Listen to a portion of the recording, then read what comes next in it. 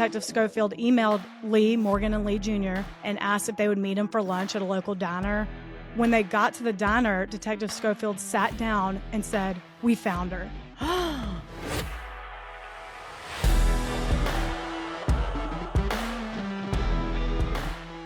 I'm still a little hoarse, but oh well. That's from The Hangover. Don't you blame that on the flu. Thought that was our little secret. No, the people deserve to know. I was H yesterday. I couldn't get it together to record. All right. We had Billy Strings here in Asheville. It was fun. You know, Sunday fun day indeed. Jeez. I was like, I can't record today. I'm tired. Worked out for me. I got to work on my story all day. Well, it's a doozy.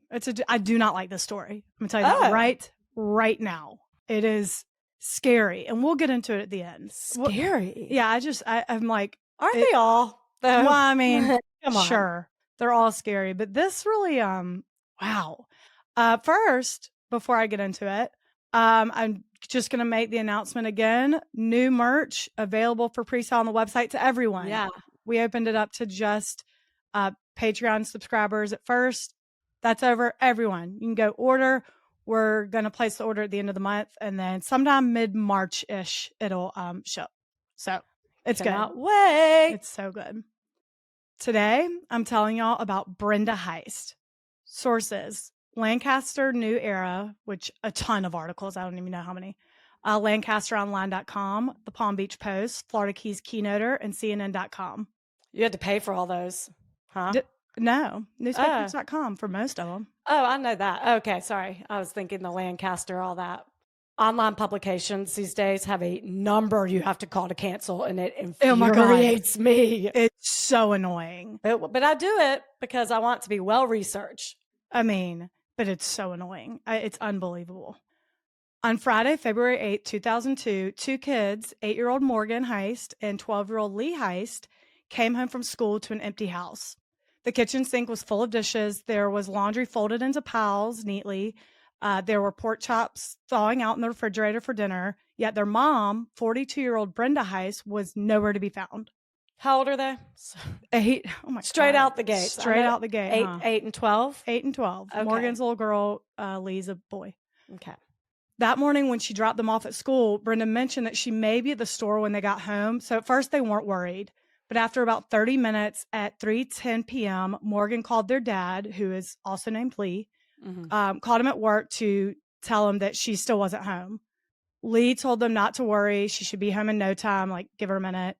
And so the dad's name is Lee Heist the third, and the son is Lee Heist the fourth. But I think that's going to get confusing. So whenever I refer to the son, I'm just going to call him Lee Jr. Okay. Even though he's not technically a junior, but the third and fourth is going to get crazy. We could call the dad Trey, Trip. No, he goes by Lee. They both go by Lee. So we'll just stick to that. All right. So yeah, Lee says, don't worry, she'll be home soon. Chill. But another hour passed and still no Brenda. So the kids called their dad at work again. And again, he said, don't worry about it. Give her a little more time. She's probably at the store. Then almost another hour passed. And at 4:50 p.m., they called him for the third time, telling him that she still wasn't home. And this time they're hysterical. Oh, yeah. I know. Even so, Lee tells them to give her 20 more minutes and a call back if she's not home in 20 minutes. 20 minutes comes and goes. And when Lee Jr. calls at 5:10 p.m. to say she's still not home, their dad finally left the office and headed home. I was about to say, get your ass home, Dad. Well, and his office is about an hour away. I know. Oh, so my heart breaks. I know. It is sad. It's scary. So he works about an hour away from home, and their home is in Lidditz, Pennsylvania. When he got there a little after 6 p.m., Brenda still wasn't there. He tended to the kids. He calmed them down, waited just a little while longer, and finally around 8 p.m., he called police. Police get there, and they see that she was gone, her car was gone, but the house was fine. There was no sign of a break-in or struggle. So they issued a BOLO, be on the lookout, but they didn't consider her a missing person just yet. Did you say her car was there? No, her car was gone. Oh, okay. Sorry. And what year is it? I'm sorry. 2002. Someone else was thinking it out there. Oh, I know. Okay. So, no cell phone, I guess. I did not get in any of my sources that they were, like, calling her cell phone over and over, so I don't think so. No, yeah, probably. 2002, it's still, Well, it'd be a car phone, if anything, probably. But probably. I mean, no, there were cell phones, but they weren't yeah. obviously nearly as common as they were now. I don't get the sense that she had one. Okay. More about Brenda and the day she disappeared. She was born in 1959 and grew up all over the place. Her dad was in the Air Force, so they lived in Germany, Texas, Italy, South Carolina, Missouri, Idaho, Wow. everywhere. I wonder what her Everywhere. favorite was, South I Carolina or Italy? I know, right? She was one of 6 kids and the only girl. So she had Oh, 5 brothers. She's like our friend Meg. She's not I don't yeah. think she's the youngest of 5 like Meg is, but she had 5 brothers. Nice. Their entire family was really close and remained that way through adulthood. Mhm. Brenda worked full-time as a bookkeeper for a car dealership, but she was still very involved in her kids' lives and their extracurricular activities. She was her daughter's basketball coach and the room mother in her daughter's elementary school class. Aw. 2 days before her disappearance, Brenda was telling her mom how excited she was that Morgan, her daughter, scored in a recent basketball game and was really holding her own on her co-ed team and showing those boys who's boss, much like Brenda had to do with 5 brothers. Oh, yeah. You Get it, know? Morgan. Get it, girl. Brenda and Lee got married on July 8th, 1983. And in 1989, they had their son, Lee Heist IV, again, but Lee Jr. henceforth. And in 1993, their daughter Morgan was born. By the early 2000s, Lee and Brenda's marriage was falling apart. They were having a lot of money problems due to Lee's irresponsible spending. And even though Lee was about 14 years older than Brenda, she said she was sick of his immaturity. And just weeks before the kids came home to that empty house, she had filed for divorce. Oh, wow. Did the kids know? They had just told them. Oh. Lee did not want the divorce, but they agreed Brenda would get custody and she and the kids would move somewhere nearby so Lee could see the kids whenever he wanted. So he was going to keep the house. She was going to move. Oh, okay. Amicable. Right. The day of her disappearance, she dropped the kids off at school and took the day off work so she could go look for housing for her and the kids. Mhm. Police talked to the neighbors and they said they saw her come home from taking the kids to school around 8:30 a.m. Lee also told them that he called her from work that day just before lunch, and they talked for a little bit and everything seemed fine. A few days go by and they're done with the Bolo. She is officially considered Yeah. a missing person. This is Mhm. too weird. Detective John Schofield is the lead investigator, and first he questions the estranged husband, Lee. Mhm. Lee denied having anything to do with it. He said that he didn't want the divorce, but he knew it was for the best, and so far it had been really amicable. Yeah. Plus, he was at work all day, which his employer and coworkers confirmed he didn't leave, but that does not mean he didn't have involvement. So he is top suspect for sure. Yeah. Meanwhile, they're scouring the area looking for any clues as to where she could be. And finally, 4 days after her disappearance, they get a huge break. Brenda's car was found parked on the street in York, Pennsylvania, which is about 45 minutes away. The keys were gone, but the car was okay and nothing seemed really amiss. It was also parked only 2 blocks from a bus station. And since there was really no sign of foul play, they explored the possibility that she could have run away. Yeah. This theory, though, is really short-lived. Literally everyone in her life, friends, family, coworkers, everyone said she would never, ever leave her kids like this. Lee even referred to her as Beaver Cleaver's mother, which I'm like, it's June Yeah, Cleaver. June Cleaver. Saying that her kids were her everything. She loved being a mom. Neighbors said she was always out in the yard playing with them. Like, no way. Yeah. Plus, she hadn't taken anything with her. No clothes, no makeup, which her family said the makeup being left behind is the biggest sign that she did not voluntarily walk away. Right. They said Brenda put a lot of time and effort into her appearance and would never leave behind her makeup, especially her eyebrow pencil, because she had some condition where she didn't grow facial hair. So she had to draw on her eyebrows, and she did not leave the house without doing that. Interesting. She also hadn't withdrawn like big chunks of money or anything. They think she might have had a little cash on her, but like less than $200, nothing to start a new life with. Still, they looked into all plane, train, and bus reservations made in the area that required ID, and Brenda hadn't made one reservation or boarded any such transportation. Mm-hmm. So they rule out the runaway thing, but eventually days turn to weeks and then to months, and they have nothing. Investigators confiscated the family computer to see if there was anything telling on there, but didn't find anything. They also got phone records from their house and Brenda's workplace, but again, nothing.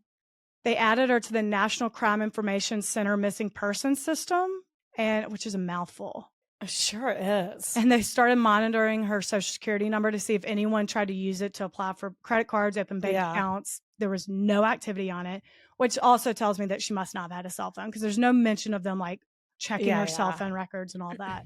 Yeah. But they looked into like, was she secretly seeing someone? Nope. Nothing. Eventually the case goes cold. They run out of leads. Lee is the top suspect, but again, there's no real evidence. They just really don't know where to go from here. Lee ends up quitting his job to take care of his kids full time and help them grieve. Since his office was an hour away, he normally left home at 6 a.m. and didn't get back until 6 p.m., which that schedule obviously is not going to work anymore. So he didn't really have a choice. He had to quit. Oh, he could have moved closer there. That house is full of bad memories anyway at this point. Well, I think he didn't want to uproot. I mean, that's a it's another big change, but after a while though, he was ready to get back to work and he needed to get back to work. Yeah, bet. So he started looking, but he had a lot of trouble finding a job, likely since he was very much suspected of having some sort of involvement in Brenda's disappearance. Oh, which most of the community believed. Neighbors stopped talking to him. Oh, God, this is so depressing. Parents wouldn't let their kids go over there. People just distanced themselves. Well, you don't know. I know. Yeah, that's true. It's typically the husband, but there's kids. At my heart, I'm pouting because of the kids mainly. I know. Before they knew it, it's been a year since she went missing and the house was facing foreclosure. Oh, so Lee sold it and he and the kids moved to a nearby town called Denver, Pennsylvania. The kids had to enroll in a new school and Lee continued looking for a job. In the meantime, their church helped them with bills, food, money.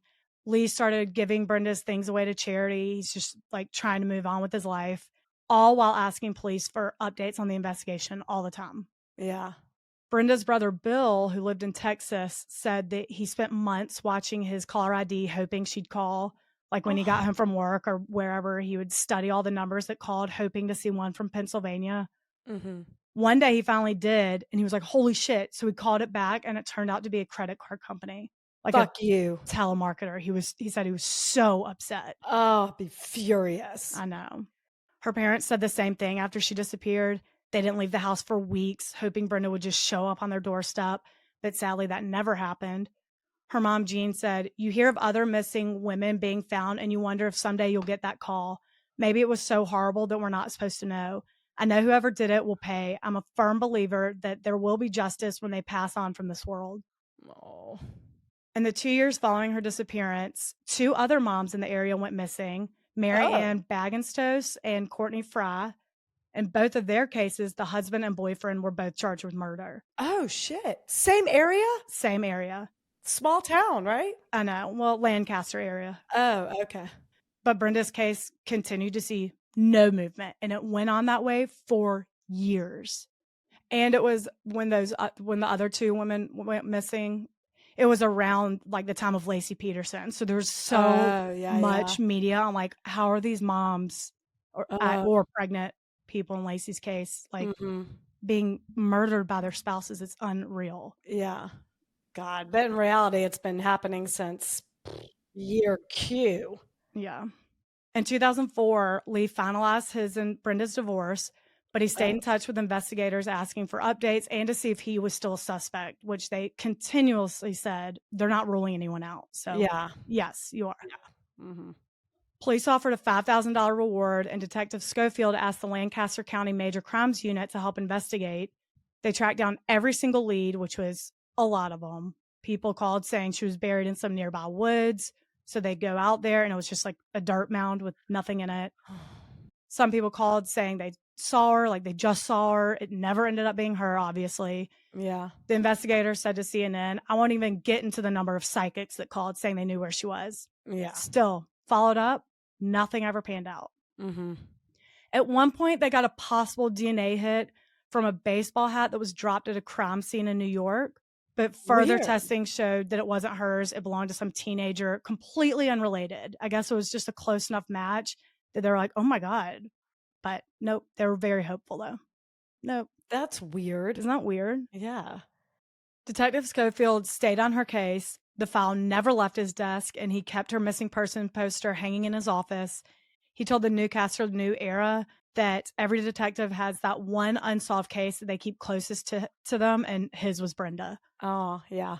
He became very close with Lee and the kids. It was said that he was like their godfather, especially for Morgan. I think she took it the hardest because she was the Yeah, youngest. she's the Her mom was daughter. her best friend. She Yeah. really struggled. Oh my God, I bet. She was with her every day, even at school. I know. Or whatever her mom does. I Yeah, don't know. it's not every day, Not but every day, yeah. but yeah. And her basketball But coach. she was with her every Yeah. day, sure, I mean, obviously. sure. But yeah, it was her. She said it was her best friend. Oh.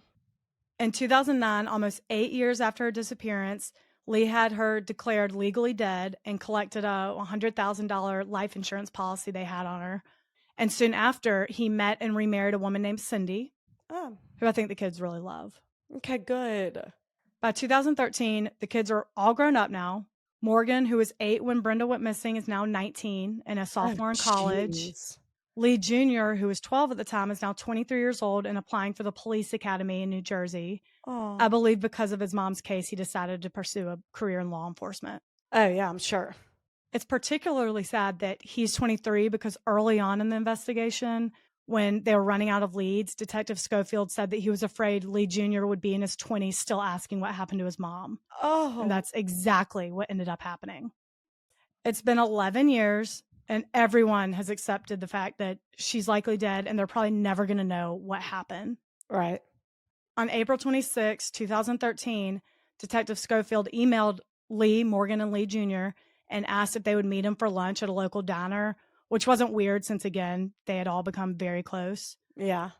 When they got to the diner, Detective Schofield sat down and said, "We found her." Then he looked at Morgan and said, "Your mom is still alive."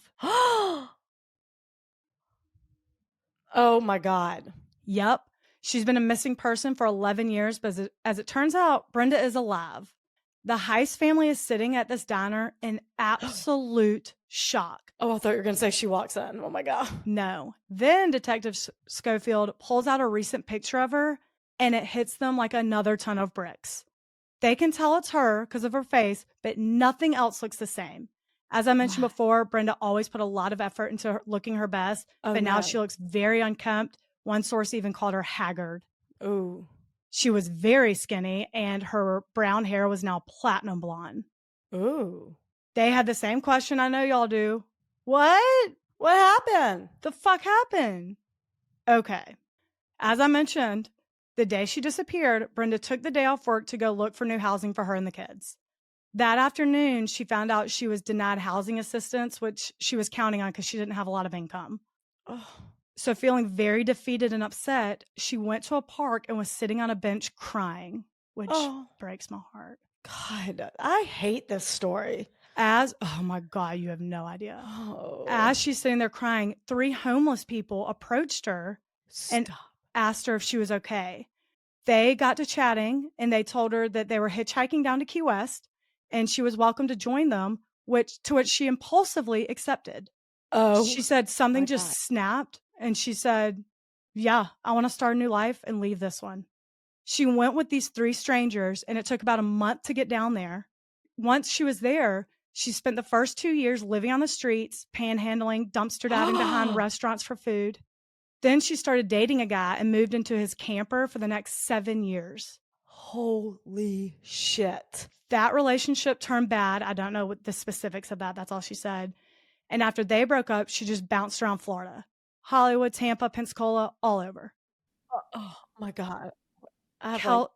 Sorry. No. There's a lot flowing through my mind. Okay. Yeah. Okay. No, you have no, and we'll talk about it. I'm telling you, I do not like this story at all. I'm getting anxiety. I know.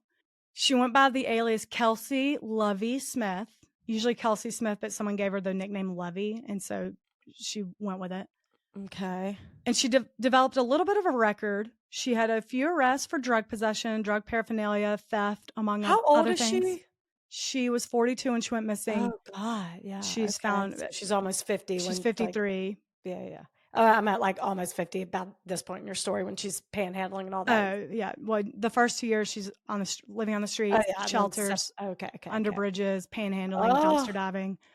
She did develop a little arrest record, drug possession, paraphernalia, theft, like I mentioned, among other things. When she found work, it was mostly odd jobs that paid her in cash, and most of the time it was cleaning houses. That was primarily what she was doing. uh huh. One of her clients was a woman named Sandra Forrester who lived in Pensacola. Sandra's neighbor highly recommended Brenda, or Lovey, again, as she's known, Mm-hmm. as a housekeeper. So in 2010, Sandra hired her, and the two became close friends, actually.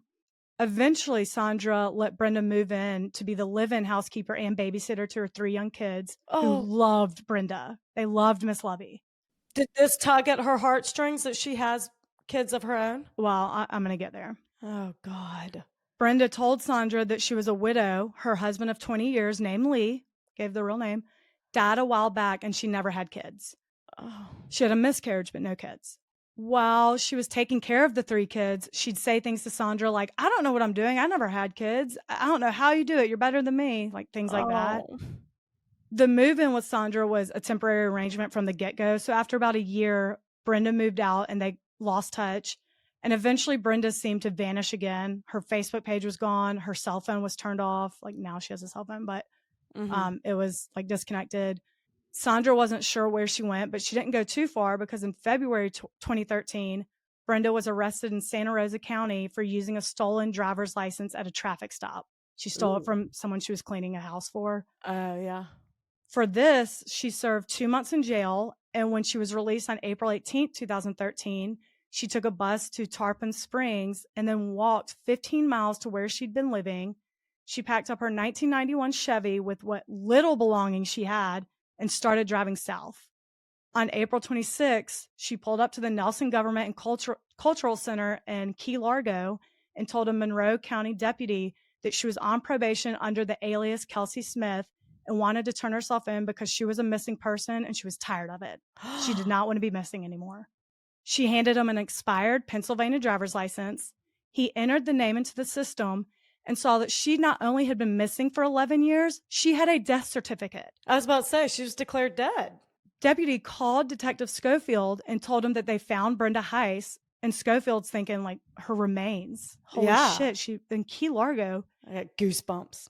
The deputy was like, no, she's alive and she's standing in front of me. Detective Schofield asked for a picture and they took the one that he would eventually show her family. And when he saw it, he got on the first flight out. He went down there and interviewed her for hours. She told him this entire story. She said that she snapped from the stress of the divorce, finances, and just abandoned her life. She was very disappointed in herself. And she said she thought about her kids every single day, but could not bring herself to call them. And now she was just at the end of her rope and she was tired of living as a drifter. So that's what happened. Oh my God. Detective Schofield left and flew back up to meet the Heist family at the diner and tell them this insane news.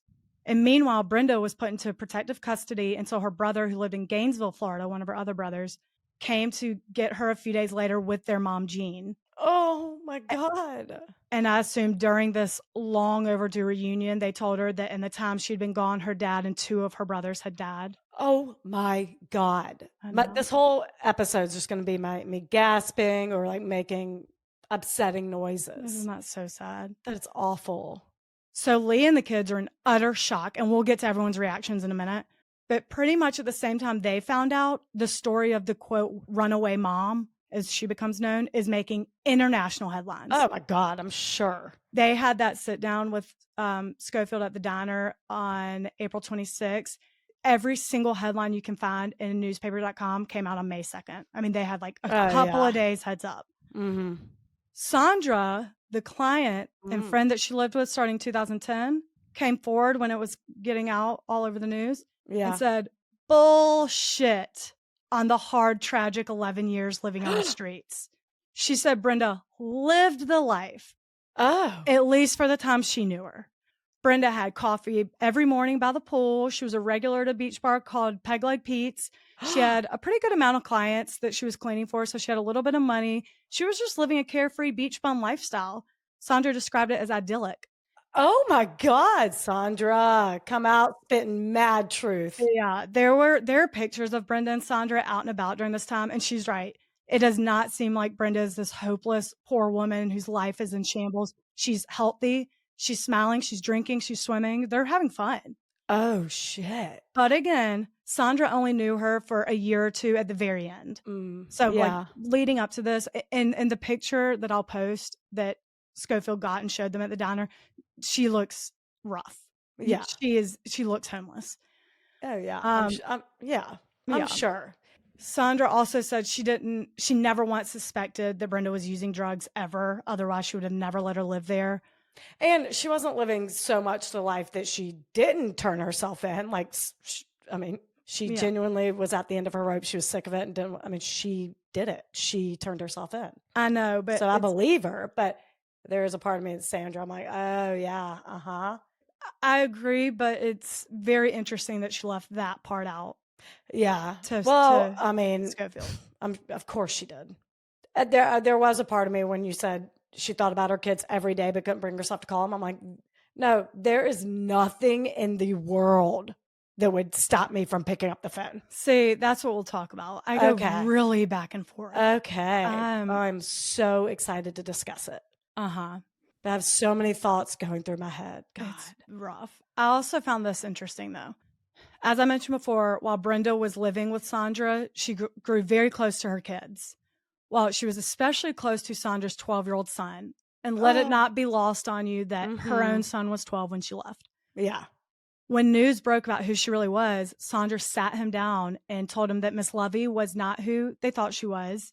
And the son said, but I love Miss Lovey. And Sandra said, that's not even her real name. And the 12-year-old said, I know, her real last name's Heist. She told me that. Oh my God, I just got goosebumps. What? She was like, you're probably the only person in her new life that knew that. This 12-year-old kid who's like, oh yeah, I know. He offered it. He said, no, her last name's Heist. She told me. What? You confided? She really saw her son in him. She just wanted to tell someone. But this is 2013. Had she told him that and then they put together, like, she's a widow with a husband named Lee. If you put that into Google, even then, Lee Heist. Oh my God. Oh, they would have known who she was forever ago. I mean, not forever ago, but you know. Yeah. Crazy. Wow. They had all the pieces. They just didn't put them together. So he was 12? Not their fault. No, I know. He was 12. God, he wasn't curious enough. I would have been like, wait, why'd you change your name? What do you mean you're not? Oh my God, so many questions. Right.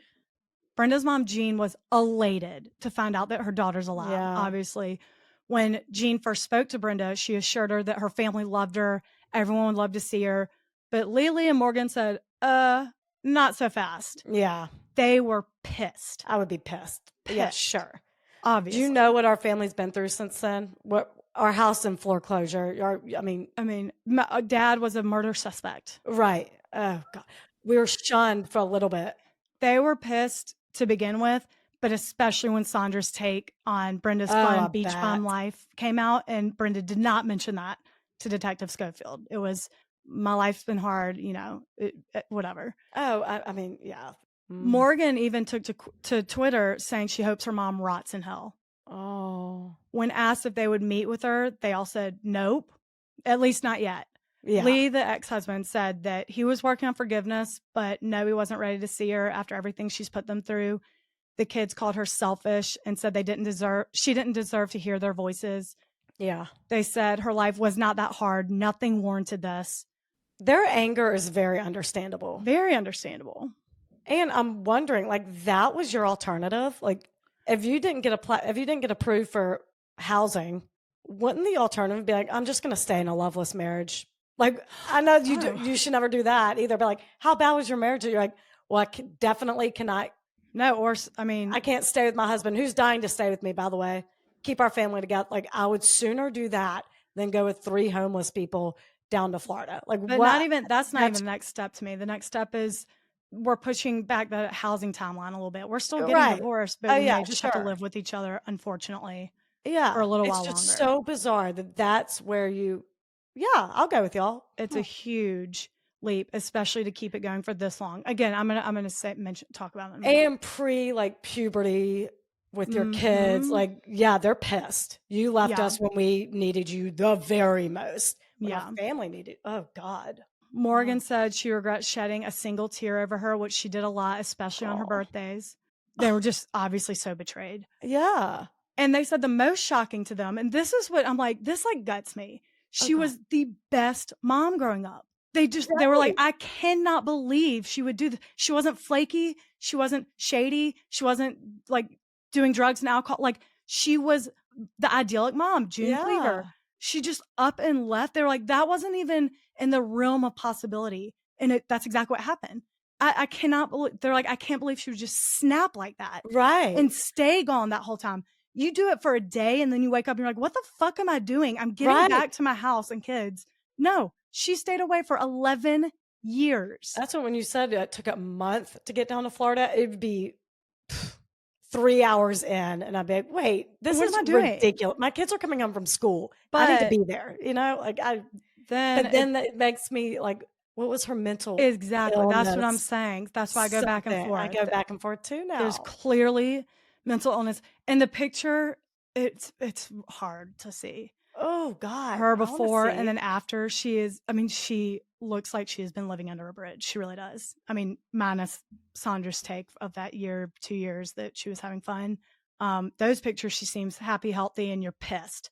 But the picture of her, like, she is really, Oh. it's Yeah. bad, Wow. you know? Mm-hmm. So a reunion for them was going to be shelved.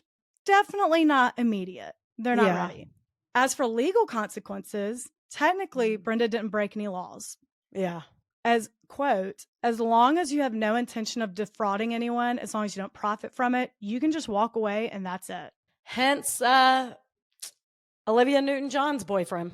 Oh, is that what happened with him? Yeah, he's in Mexico. He's just Chill. He just was over it. he's seen. Wow. He hasn't been approached yet, I don't think. He hasn't admitted to who he is yet, but It's for like the most known. part, people know Huh. that when it was breaking news that he drowned, he didn't drown. But I mean, if you're running from credit card debt and stuff like that, that's illegal. You've got to. No, whatever. No. we did this in the Have we last done this? episode, and all of a sudden, sure, you can run away from debt. I do it every month.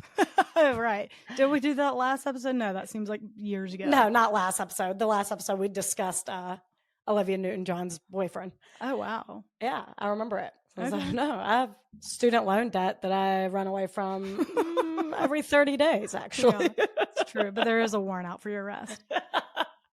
Could you imagine Oh my god. how many people would get arrested Oh if my that was... god. We don't have room in our prisons for this. No. In June 2013, though, a Florida judge sentenced her to a year. She did get jail time for violating parole after stealing the driver's license. I thought she got 2 months for that. They held her. I don't know. Oh, no, I bet the 2 months was for the actual crime itself and then the parole violation. That's right. Yeah.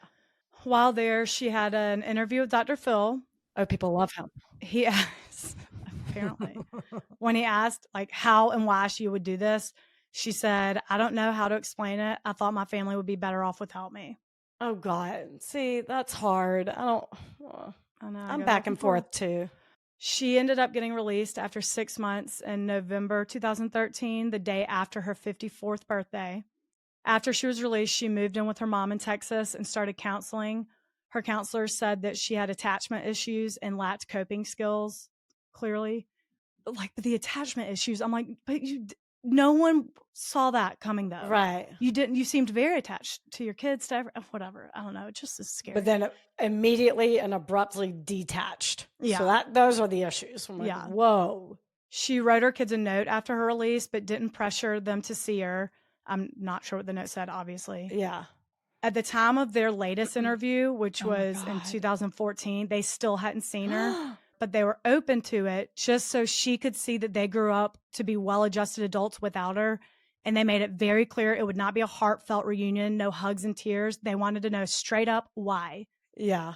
If they have met, even to this day, they did it in private because there is zero information on it. Yeah. And I stalked everyone's Facebooks. They're too private. I was hoping to see. Of course they are. I'm going to let them have that. I'm going to let them have it too. Is Cindy still in their life? Are they still married? Yeah. Cindy and Yeah, what's yeah. his name? Yeah. Lee Lee. Senior. Yeah. Oh, God. A missing persons case where an adult chooses to leave is extremely rare, apparently less than 5% of cases. And it didn't specify, but I bet even less for a mother. Can you Yeah. imagine? That's the insane story of Brenda Heist. And that's where I go back. This is where I was going to be like, I just go back and forth. It Yeah. really scares me that she was Oh, just God. such a great mom Oh, God. and then just up and left. I go back and forth between being mad and feeling awful for her. I And there's know. clearly mental illness, but I just Is there cannot. speculation on what that is, Well, the aside from detachment attachment issues? and lacks coping skills. I don't know. When Detective Schofield first got down there, he said she seemed mentally fine. I mean, they talked for hours and she was like, she was with it. And I don't think like the drugs she started doing, I think Yeah. one of the arrests was for weed. She Oh. wasn't like, I don't think on meth or anything, but like, Mhm. I mean, what? I am just flabbergasted. And then this came up in my head, so I wanted to point it out. Did Lee have to pay back the life insurance? Oh. The last article about it, there was going to be some lawsuits. Oh. I know, and I was like, if that No. stands out as a red flag because he got life insurance 8 years later, let it not be, because I am all Right. for insurance paying when they're supposed to be paying, because they're going to try to get their little stupid ass out of that. They're going to whittle their way out of paying whatever they have to. Oh, yeah. So when it's well earned, well deserved, I wish he got it before 8 years. Oh, But for sure. the last article about it was from 2013, but it said likely not. He's likely gets to keep that because typically in this situation, the life insurance company would sue Brenda to pay it back Yeah. plus interest. Yeah. Obviously, she has no money. So they could have gone after Lee to pay it back, but they would have had to prove that he knew she was alive and made the claim fraudulently, which he very much didn't. Like it, the article, actually, I think BBC wrote it. I think CNN touched on it too. All attorneys from all sides were like, I really doubt they're going to go after this. Yeah. And I hope they didn't, but I don't know for sure. I would hope Especially not. it was $100,000. I mean, know. It took him over a year and a half to find another job after he had to quit his. So, I mean, oh, come on. right. So he very much deserved that. Oh, That is the crazy story. I just want to read about her. Like, there's got to be speculation. Where's, you know, psychology.com or something? I know. She's very out of the public eye, obviously. Mm-hmm. There's not really an update on her. Her mom passed away a couple years ago, so I don't know where she's living. I don't know anything, but I just Wow. I don't want to sound insensitive to. I mean, No, clearly mental yeah. illness, but at the same time, I'm like, I'm also mad at you too. I don't know. Sorry, I'll stop No, talking. as a third party, yes, you can look in and say mental illness, and I do feel bad for her. That I mean, there would have. I can't even imagine the mental state she was in to make such a decision like that. But at the same time, as a child of hers, if I were them, totally understand why you're pissed. Yeah, for sure. Especially being 19, where you like are not you're not a parent yourself yet. Neither of them were, I'm sure. Yeah. So they're still looking at it from, I don't care. You're my mom. You act like my mom. You be there for me. Yeah. I'm the child. No, I'm not doing this. Yeah. Wow. Okay. Good one. That shocked me for sure. Patrons: Abby, Amy, Jennifer, Jordan, Brittany, Linda, Andrea, Dawn, Sarah, Cheyenne, Laura, Samantha, Allie, Elena, Caleb, Megan, Diane, Jace, Grace, Zoe, Brittany. Woo! Yes. Thank y'all. Thank y'all so much. We're going to record. Okay, what's today? Today is Tuesday, February 18th. We are recording the first bonus by the end of the week. The flu really set me back, but just so you know. And then a second bonus will come at you. And then we promised y'all shoot the shit. We'll get there too. We'll get there too. Don't worry.